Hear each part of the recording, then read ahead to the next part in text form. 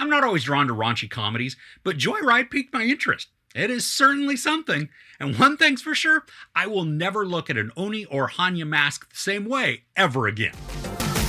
When Audrey's business trip to Asia goes sideways, she enlists the aid of Lolo, her irreverent childhood best friend who also happens to be a hot mess, Kat, her college friend turned Chinese soap star, and Deadeye, Lolo's eccentric cousin.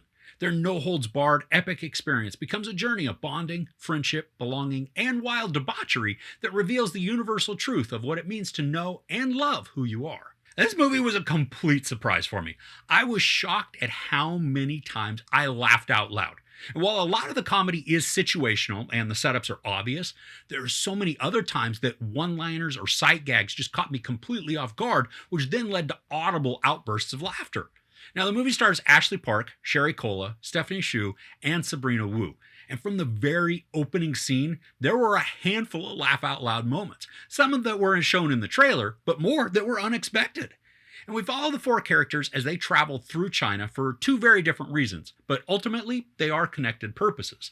Now, Audrey is sent to China to close a deal for her work, and she takes along Lolo as her interpreter. Lolo invites her odd cousin Deadeye. Now, in China, the trio meets up with Ashley's college roommate and best friend Kat, who is now a media star.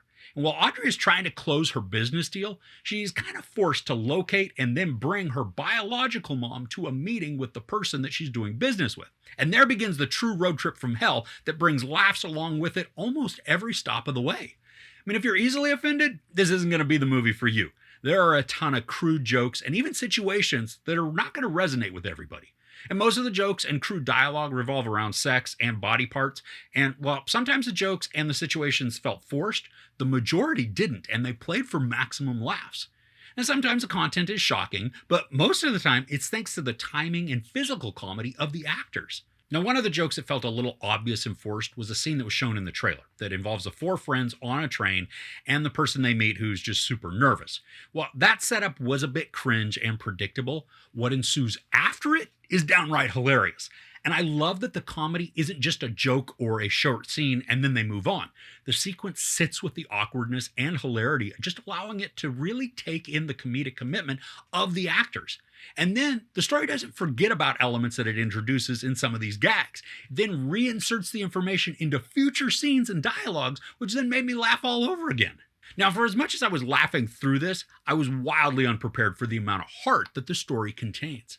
There are some extremely touching moments towards the end of the story that brought tears to my eyes thanks to the genuine, heartfelt dialogue and the interactions that come about. And like with most comedies that try to infuse another emotion to enhance the comedy, the conflict and sadness that's present come about predictably, but also naturally, flowing with the progression of the story so it doesn't feel forced or out of place.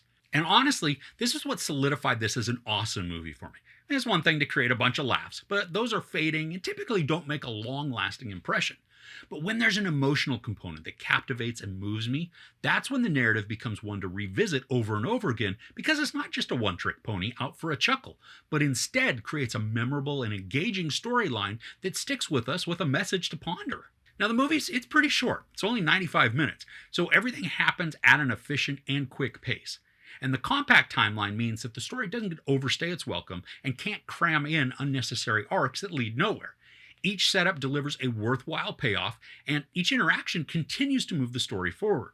And I didn't feel like story elements were cheated or missing either. I mean, allowing just for a fully developed tale with characters who may appear simple, but are instead layered and complex with emotion. For me, the character with the most emotional range displayed was Sherry Cola's Lolo. Now, she's gruff and very outspokenly crude, but she's also complicated and deep. She gets some moments to deliver piercing truths, and while they are biting and harsh, the veracity of her words is impactful and moving. And then there's Sabrina Wu, who plays Deadeye. So much of her comedy is physical, using small facial responses to convey layered meanings.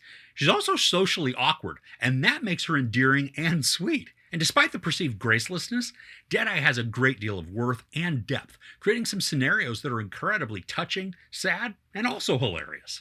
Now, there are some dreamlike moments during the movie, and these fantasy elements surprisingly work within the context of the storyline. If viewed just by themselves, scenes would feel very out of place, but because of the setups, they are natural and they fit right in. So many of the ridiculous situations the characters find themselves in help to create internal conflicts and drama. but also wickedly funny moments. And while the central narrative focuses on the group of four, side characters they meet along the way complement the ensemble to maximize the laugh potential. There's one extended sequence that involves a hotel, and that is masterfully created to exploit both the raunchy humor, but also the ability of the actors to fully commit to their roles and create shameless performances. Now, as I said, I was surprised by this movie. I expected to laugh some, but not nearly to the degree I did. Well, I was also very much caught off guard by the amount of heart and real tenderness the story creates, which then led to tears. It was also just a very memorable movie. So overall, Joyride is riotously hilarious, with some touching moments of friendship and love within the middle of all the ridiculousness. Ashley Park, Sherry Cola, Stephanie Hsu, and Sabrina Wu kill it as a dysfunctional ensemble on the road trip of a lifetime. And while the comedy may not be for everyone, the actors turn their performances up to 11, creating a lasting and touching story that could also make you pee just a little from all the laughing. There's a bunch of sex, some nudity, almost non-stop profanity, and some violence. I give Joyride 4.5 out of 5 couches.